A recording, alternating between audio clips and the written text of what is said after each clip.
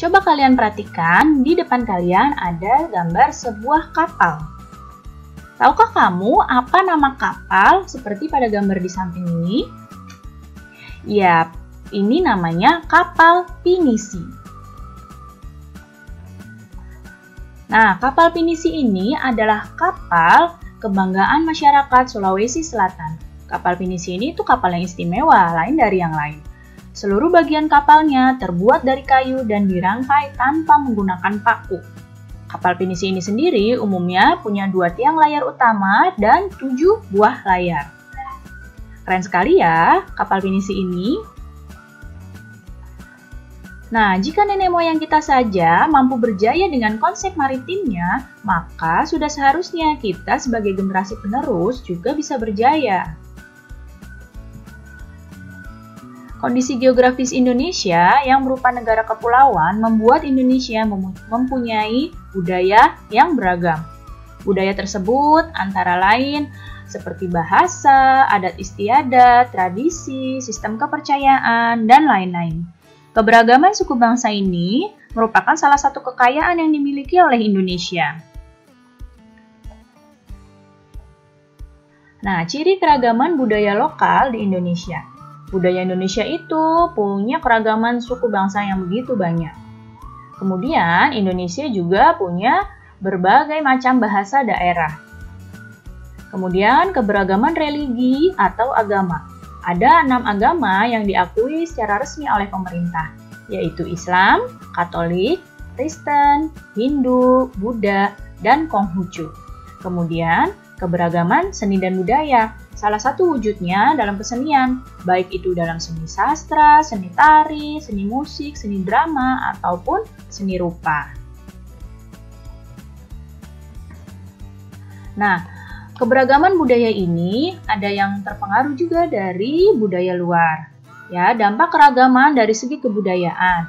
Yang pertama, karena mudahnya masuk pengaruh luar ke Indonesia, maka masyarakat Indonesia lebih mengenal budaya asing. Kemudian, timbulnya beraneka ragam kebudayaan dan adat akibat pengaruh luar. Kalau 2 hal ini tidak disaring dengan baik, maka akan menggerus kebudayaan Indonesia sendiri. Kemudian, dikenalnya kebudayaan Indonesia akibat ramainya perdagangan dan pariwisata yang ada di Indonesia.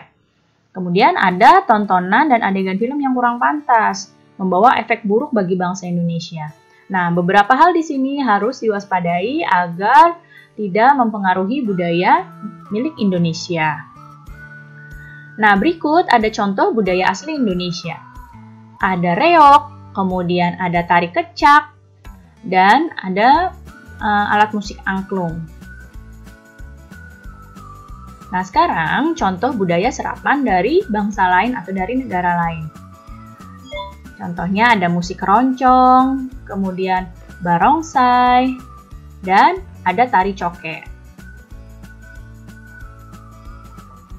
Nah, perhatikan di sini, Indonesia ini kan negara kepulauan dan disatukan oleh laut. Ini mempengaruhi kondisi transportasi yang ada.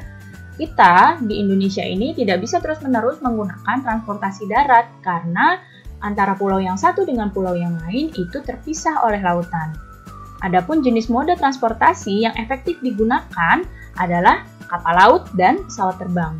Jika penyediaan dan penggunaan transportasi antar pulau ini memadai, maka akan sangat membantu kehidupan masyarakat ya. Nah, berikut adalah peta jalur transportasi udara di Indonesia. Ini adalah petanya. Beberapa bandar udara yang ada di Indonesia.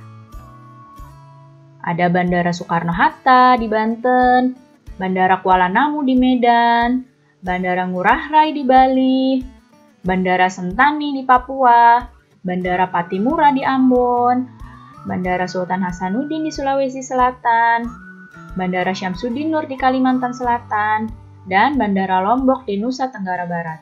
Ada banyak lagi ya bandara-bandara yang lain yang ada di Indonesia. Ini hanya beberapa yang Ibu sebutkan.